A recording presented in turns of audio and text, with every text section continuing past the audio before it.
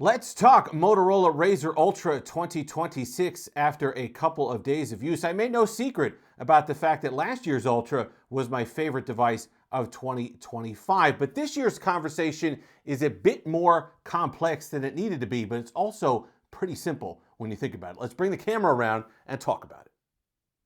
And we're back taking a look at the Razr Ultra 2026 in the beautiful Orient Blue. I know they have that kind of brown wood grain looking one that's a darker version of what they had last year on the Ultra, but let me tell you something, if you're not picking up this bad boy, you're doing it wrong, because this is an absolutely gorgeous colorway. It's a deep royal blue that kind of borders on purple depending on the lighting, matches the frame. Just, I love the texture on the back, the Alcantara finish, the light finish on here, really nice. I love that Motorola plays around with different textures and finishes on these devices, and to me, I've never rocked one with a case.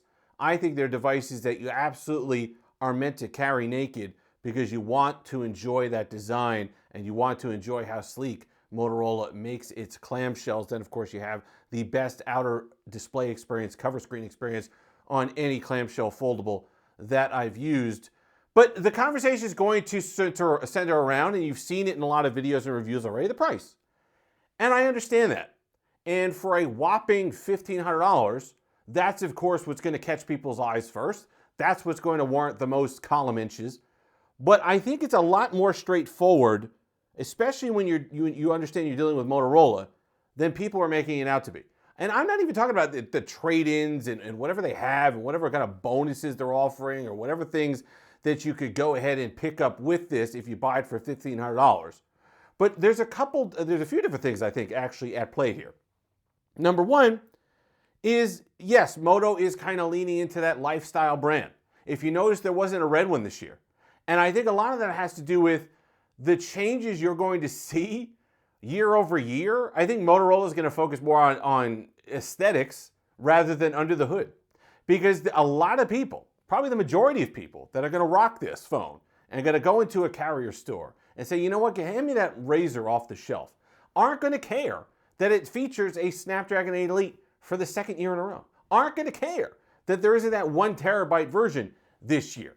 They're not going to care that there aren't that many appreciable upgrades to this device, yet Motorola is charging $200 more. They're going to care what it looks like. They're going to care about the cover screen experience. They're going to care about how nice it is. They're going to care about how it's cool, and when they pull it out of their pocket, they got just kind of this new thing, and it's a conversation starter for friends. That's what you get when you focus on a lifestyle brand. That's what you start to build. And Apple had some of that for a while. Now, Apple backed it up with a lot of other things. I don't necessarily know that Moto is going to do that in the same way that Apple did early on. However, if you're talking about just enough of that kind of experience, I think you get it here. And I don't want to, when I pick up a Razr, I don't want to sit here and game all day on this 7-inch display. It's just an awkward experience. It's an awkward aspect ratio for gaming. I don't sit here and edit on a clamshell foldable. I just don't find that enjoyable. This is something that you want to be powerful enough for as long as it's updated, which, yes, has to be more, and Motorola has to do a better job with that, especially for the money they're charging. But when you think about how people are going to buy this phone, and they're going to walk into the carrier store, walk into their AT&T store, and say, you know what, give me the new one. I'll give me that blue one there. Oh, I had the red one last year. Give me the blue one. That's why you're not going to see overlapping colors. That's why you're not going to see Motorola sweating the price that much, because not that many people are going to be paying that. This is a casual user's phone, and casual users walk into their carrier and say, hey, what's the new one? Hey, that's pretty cool looking. Oh, that's all. I've never felt that in the back of a phone before. Apple's never done that. Samsung's never done that. I don't feel this is great. Give me this. And they're going to slap $40 on there. And these 3-year contracts that we now have through carriers have allowed this to happen. Which one came first, chicken or the egg? I don't know. But there was a situation where they're looking at it and say, okay, well, smartphone prices have gone up 30%. We were at $1,000, now we're at $1,300, $1,400, $1,500. How are we going to spread that out to make it so the payment is still palatable for most of these people who are walking in? And say, okay, slap another year into the contract. So it's 36 months of bill credits now. So that $36, $40 a month payment remains the same, but you have a much more expensive phone. And I think the flip side of that too is that Motorola can now, as it does its aggressive sales, right? So the original Ultra was ridiculous for $1,300. But $1,000, $800, where it lived a lot of last year, boy, that becomes a phenomenal device to use. So I think that there's a lot that goes into the price that we have to consider. Because at the end of the day, I don't think people are going to be paying $1,500 for the most part. And if you put it up against something like the Z Flip 7, which we will, this is still the best clamshell folding phone you can buy. And of the foldables, clamshell foldables, to me, still make the most sense. Because I don't have to explain to a casual user how to reuse their smartphone. I don't have to sit there and say, well, you got to open it up like this and you can multitask and you do apps. They open it up. It looks exactly like the same type of smartphone they've been using for the last 15 years. But when they're done, they do this and it goes into their pocket and it's a cool style symbol and all these other things. That's what you have to understand about the Razr Ultra. Okay, that being said, year over year, if you're somebody, of course you're not upgrading from last year's model. I like the fact that it has a 5,000 milliamp hour silicon carbon battery in here now. Do I notice outstanding battery life? Well, my old one was pretty good. The 4,700 milliamp hour cell, regular lithium ion. Wasn't really complaining about that. This one is better. Okay, is it a full 2 days? No. I think in nighttime of that second day, you're probably going to want to top off, and that's something that you'll have to consider. But for the most part, it's really solid battery life for what you're going to do on a clamshell. And the thing that sets it apart from the Samsung devices is the cover display experience, which is still the best. They've added customization stuff to this now. It's a smoother experience. Continuity works well. It's just I can put the apps that I want on here and I don't have to worry about it. Notifications are significantly better on the Razr Ultra than you get with Samsung. Okay? So these are the things that you have to consider. Because I don't need good lock. I don't need multi-star. I don't need any of that stuff. Seconds, I'm up and running. And compatibility for the most part isn't an issue. And even if it is, you can kind of make it where it goes around the cameras. You can switch it back and forth.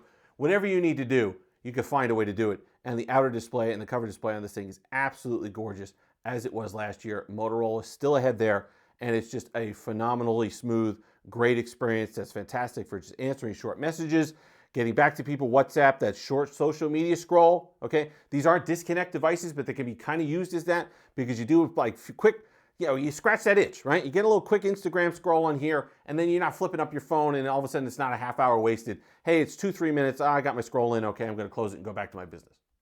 I like what Motorola leaned to these games. You know, some of them I think they're bloatware. That's fine. I like playing some of them, actually. I like playing some of them. So that's something that I think you have to look at. That's something that you have to understand when you're picking up one of these. So if you're somebody who absolutely loves that experience, that's something that you're still getting with the Razr. But if you're savvy, if you're an enthusiast, if you're savvy, if you're an enthusiast, yeah, of course, pick up the terabyte model for $800 from last year's, and you get the red one. But I'm telling you, there's a reason why Motorola has done that, and it has nothing to do with people who are actually paying attention to the fact that the phone hasn't upgraded that much year over year. It's about more than that now with these devices. And for what they provide, for what Moto knows that it is, I still love these. These are something different.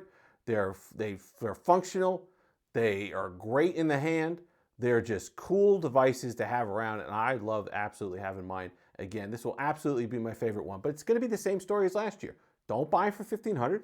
Buy it for $1,000. Buy it on a trade-in. Buy it through a carrier. Whatever you got to do. If you're getting a deal on this, absolutely pick it up because it's still the device you're going to want in your hands. Upgraded cameras. Yes, the pictures are slightly better. We'll go over that in the full review, but the pictures are nicer this year on this device. Hinge feels as solid as ever. Really nice. You know, if you're scared, if you're watching this video and you're like, oh, I've never gone with a foldable. I don't know. They look so fragile. For the most part, this is what you have here, right? The aluminum, the Gorilla Glass, all these things that would normally be front-facing on your traditional slab phone are still what's front-facing here. It's only when you open it up that you're going to get that kind of whatever experience on the internal display. But guess what? You don't leave it like this. You don't put it down like this. It's fine. I've had these for multiple generations now, and I've been pleased with the results. If you've made it this far, like, comment, subscribe, all that fun stuff. Until next time, have the Steelers.